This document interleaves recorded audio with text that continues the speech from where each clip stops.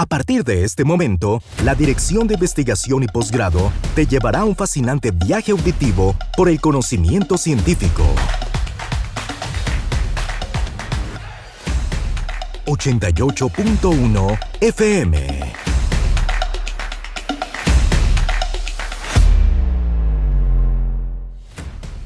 Hola, ¿qué tal? Bienvenidos a la señal de 88.1. Esta es la señal de Radio Universidad, transmitiendo desde Campus Universitario 1 en esta hermosísima ciudad de Chihuahua capital.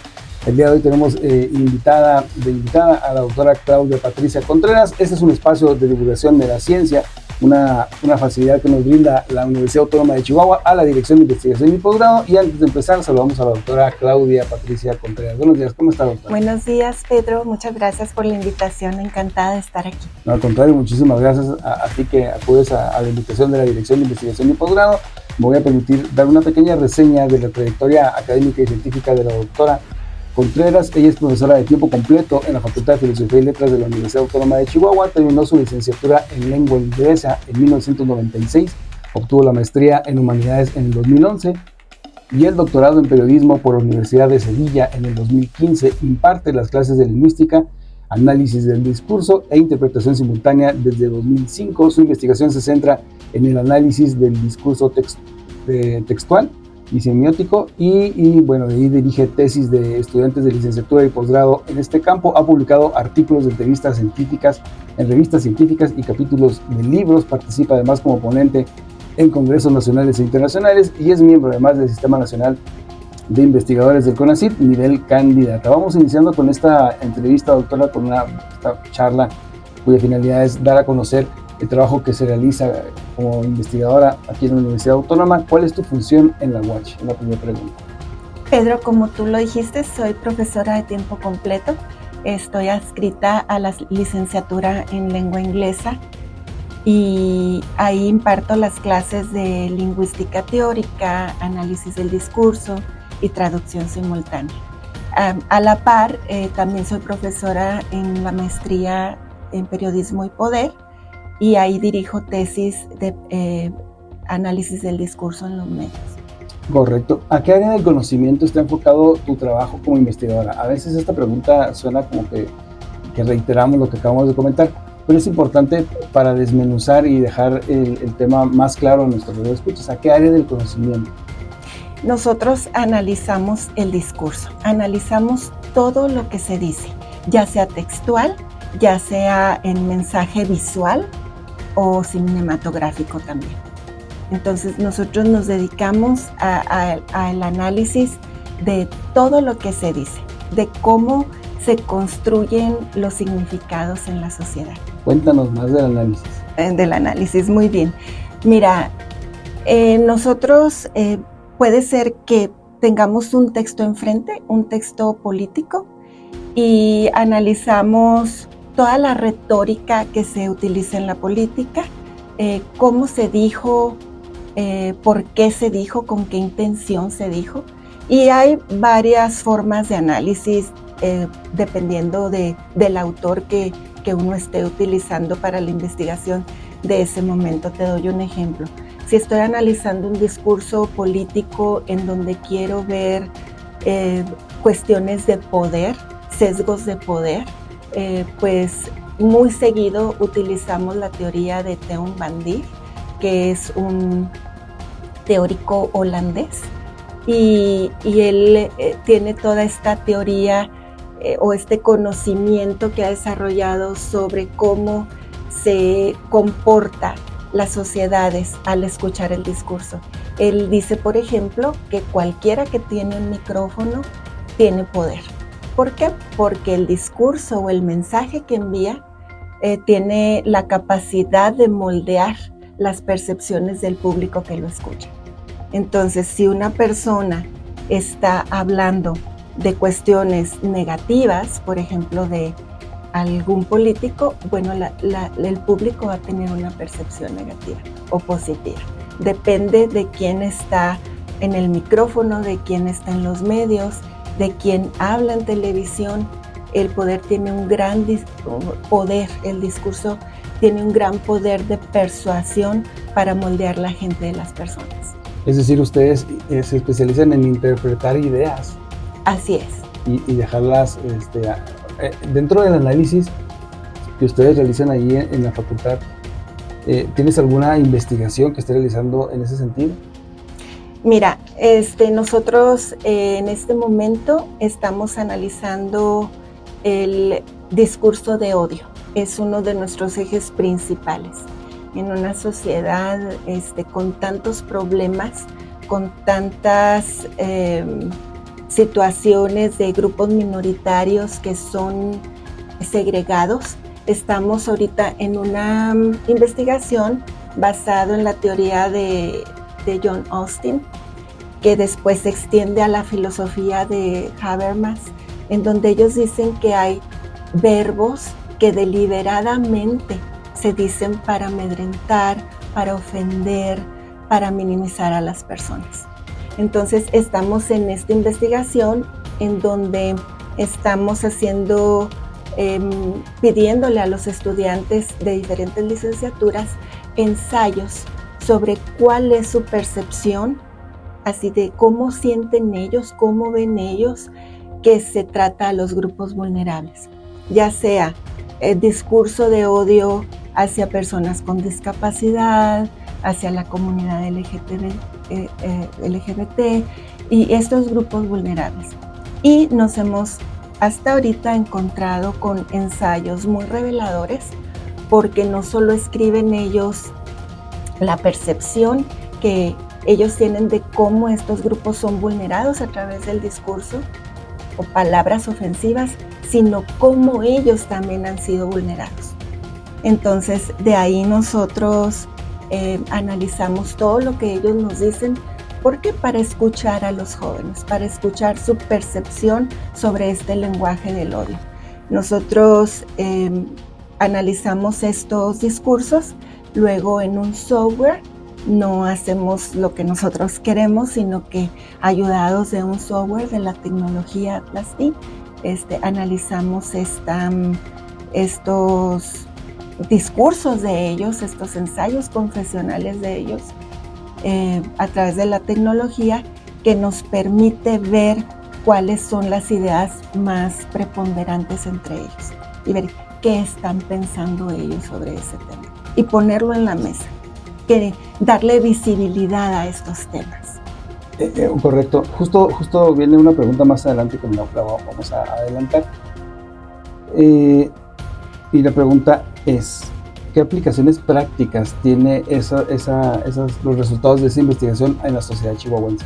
Mira, Pedro, nosotros ponemos el análisis en la mesa para visibilizar esos temas, para saber qué siente la gente, qué está pensando la gente, y obviamente es a través de su discurso. El impacto que puede tener esta investigación es de abrir los ojos de la sociedad, que seamos una sociedad más perceptiva, con más sentido crítico, con un pensamiento más complejo sobre las cosas. Correcto. Haciendo un paréntesis, me imagino que es el área de tu experiencia.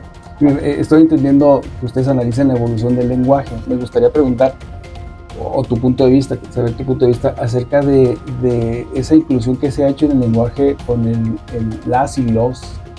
No sé si tenga algún comentario acerca de eso. Es algo que a mí no me queda claro, porque de pronto lo empezamos a escuchar en campañas de gobierno, a nivel federal, las y los, y luego paulatinamente fue escalando a nivel estatal y luego municipal, sí, claro. Y lo empezamos a ver. ¿Cuál es tu opinión acerca de eso? Claro, hay una política de inclusión.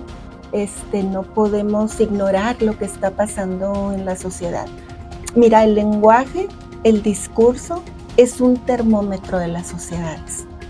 Dime de qué hablan las sociedades y vas a saber qué tipo de sociedades.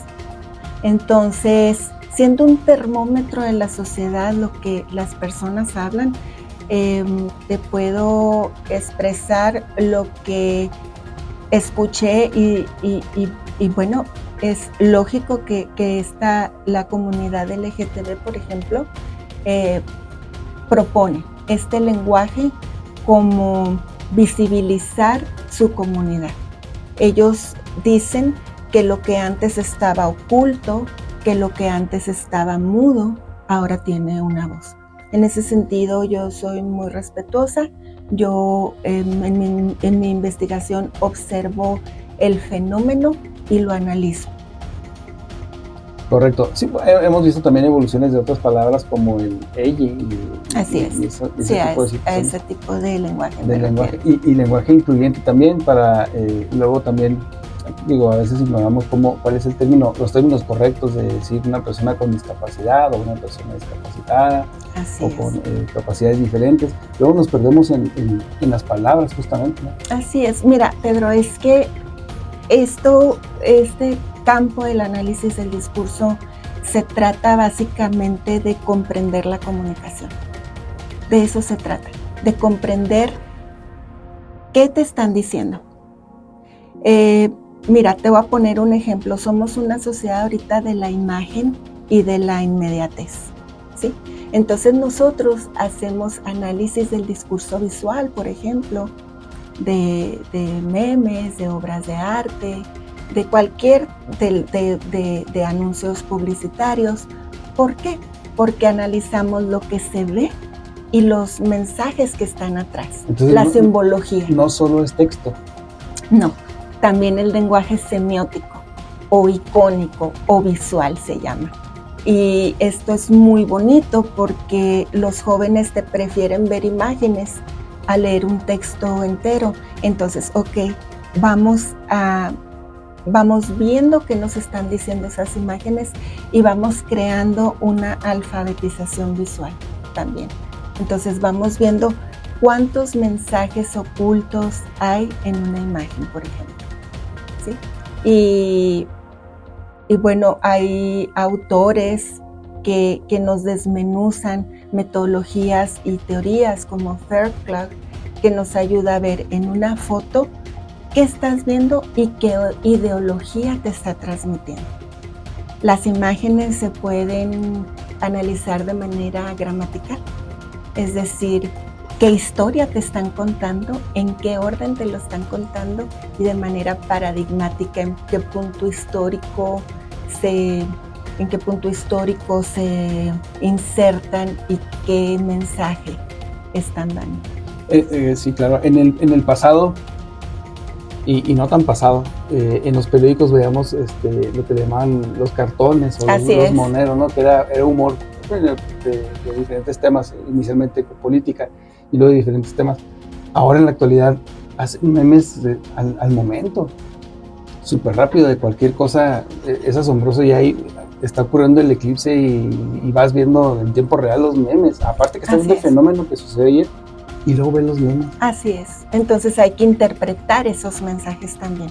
No es nada más verlos y dejarlos pasar, hay que ver qué se nos está diciendo. ¿Y es un área a la que aplica tu área de investigación? Sí, mira, acabamos de terminar un capítulo del libro en donde nos invitaron a publicarlo, y es sobre el lenguaje semiótico en la Piedad de Miguel Ángel. Entonces encontramos, se ha estudiado mucho esa obra, es donde la Virgen María tiene a Jesús inerte en sus brazos, y se ha estudiado mucho esta pieza, pero nosotros la estudiamos desde la semiología, desde el discurso de la imagen, y encontramos muchísimas cosas muy interesantes en el mensaje. Por ejemplo, una figura muy triangular simbolizando la Trinidad. Por ejemplo, un brazo de Jesús que cuelga inerte y el brazo de su madre no alcanza la mano. Es como está en sus brazos, sin embargo él es divino, o sea, simbolizando su divinidad, ¿verdad? Y de manera paradigmática, insertándolo históricamente, bueno, pues tiene una importancia muy profunda para la comunidad judeocristiana y simboliza la fe de una comunidad muy grande en el mundo. Entonces, ese tipo de análisis hacemos. Ese es el último capítulo, está recién publicado con Egregios, con una editora española, y me daría mucho gusto que lo leyeras. Oh, correcto, no, claro que sí. Hablando de publicaciones, cuando tú realizas una investigación, ¿en dónde se publica o qué sigue después de que la terminas? Digo, nos queda claro el ejemplo que nos acabas de dar. Investigaciones en el pasado que tengas publicadas, que sean de trascendencia, que nos quieras compartir, trabajos de investigación. Sí, mira, también tenemos un capítulo del libro sobre el discurso en los medios sobre los migrantes hacia Estados Unidos, sobre la caravana migrante. Todos los discursos del expresidente de Estados Unidos con respecto a los migrantes y el discurso de odio hacia las caravanas de migrantes, donde se les llamaba violadores, rateros, que iban a ser pues un problema muy grande para el sistema de salud y iban a quitar los empleos a los estadounidenses.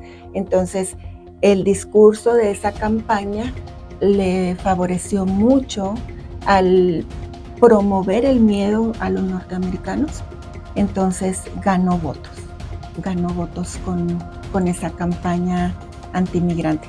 Y no es la primera vez, o sea, en los años 90 también se ganó en las políticas públicas de antimigración, se ganó mucho terreno a través de la metáfora conceptual, porque tú veías en los 90 muchos encabezados de periódico que decían, llegan los migrantes en olas. En lugar de decir llegaron 1,000 migrantes o 1,200 migrantes, llegan en olas. Entonces la gente siente que se asfixia en esa ola que llega de migrantes. Y eso inserta una idea de pánico en el norteamericano nativo, y eso ganó terreno en las políticas antimigratorias en los años 90.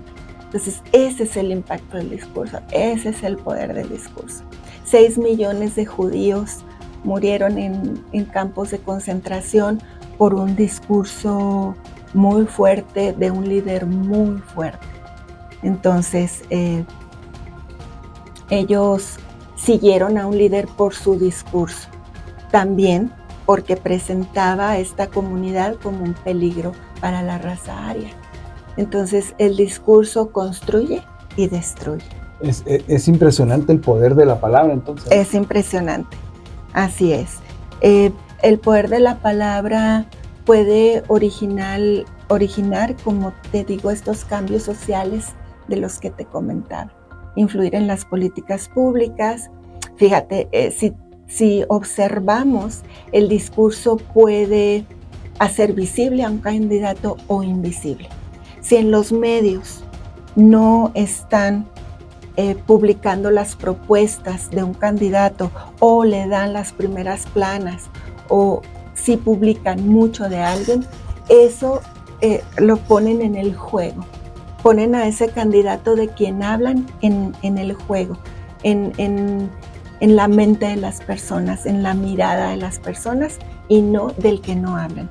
Ese es el gran poder de la palabra. Claro, definitivamente inciden en la percepción de lo que está sucediendo. En el sentido de interpretación simultánea, que también es un área que tú manejas, sí. ¿Qué nos puedes aportar acerca de esto de interpretación simultánea? ¿A qué hace referencia? Claro, mira, yo te cuento, en la facultad tenemos un laboratorio de interpretación simultánea donde los estudiantes, al llegar al 7º semestre, vienen y practican ejercicios en 2 sentidos.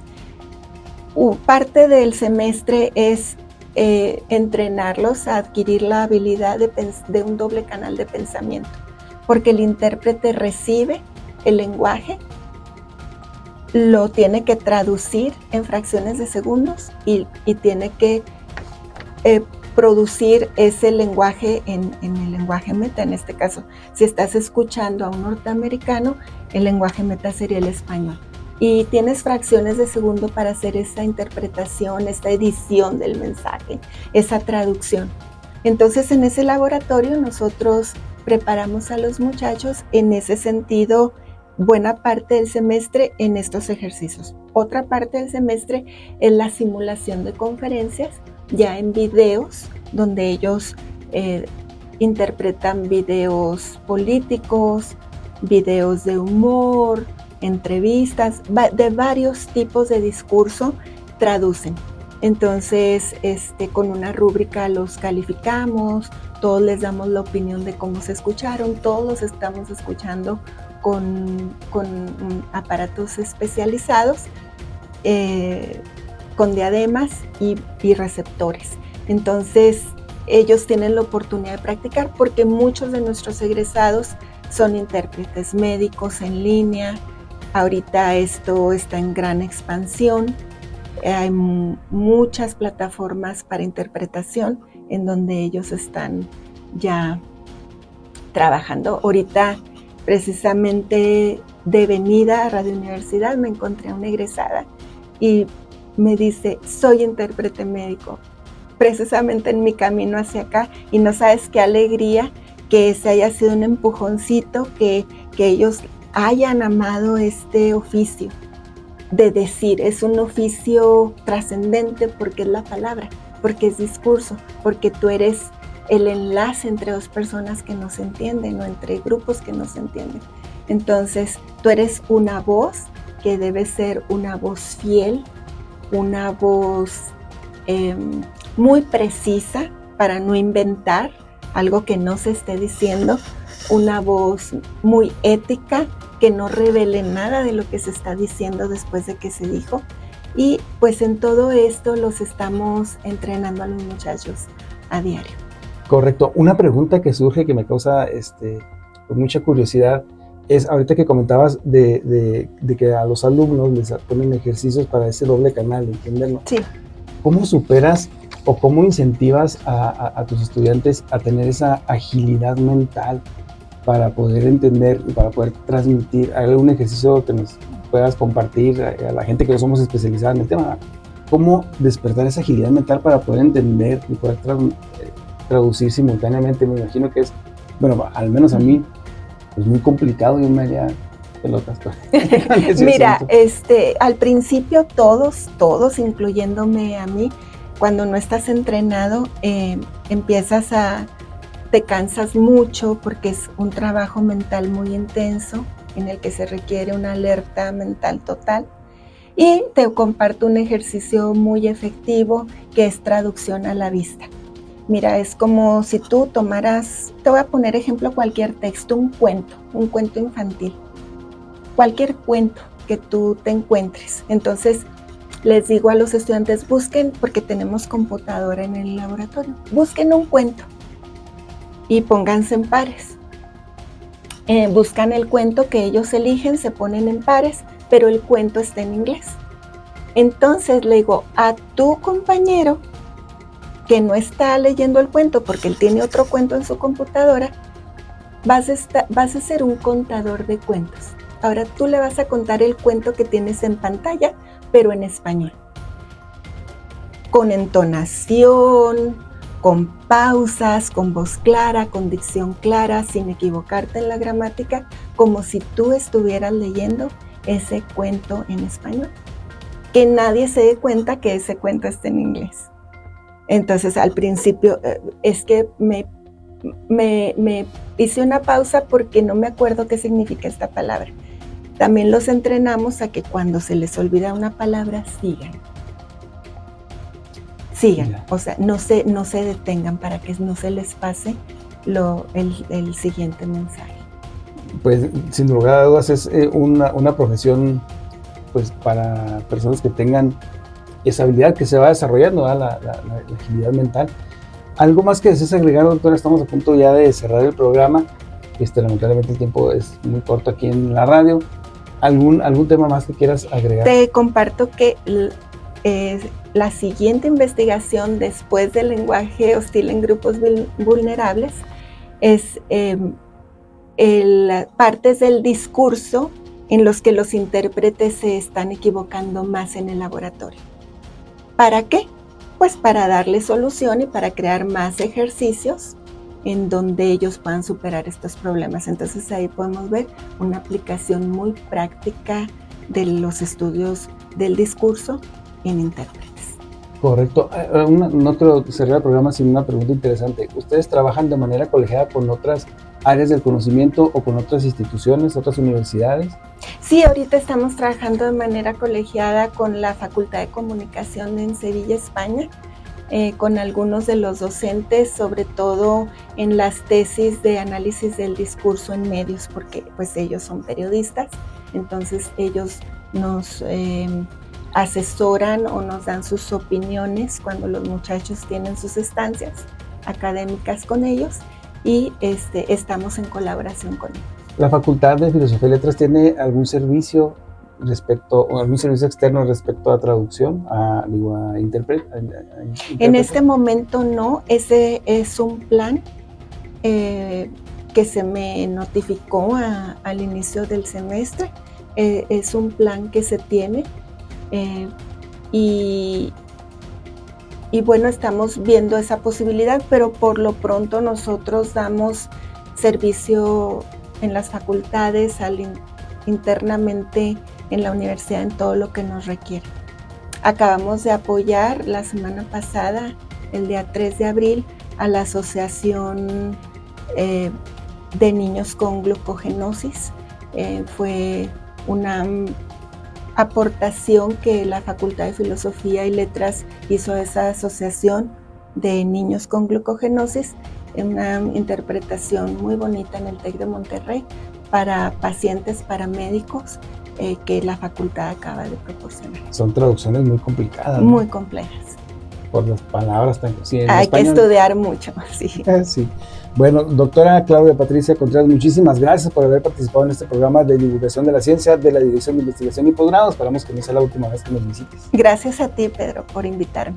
Gracias a usted también, amigo Radio Escucha, que está muy al pendiente de la frecuencia del 88.1. Eso es todo, nos escuchamos Dios mediante dentro de 15 días, aquí en este espacio en Radio Universidad.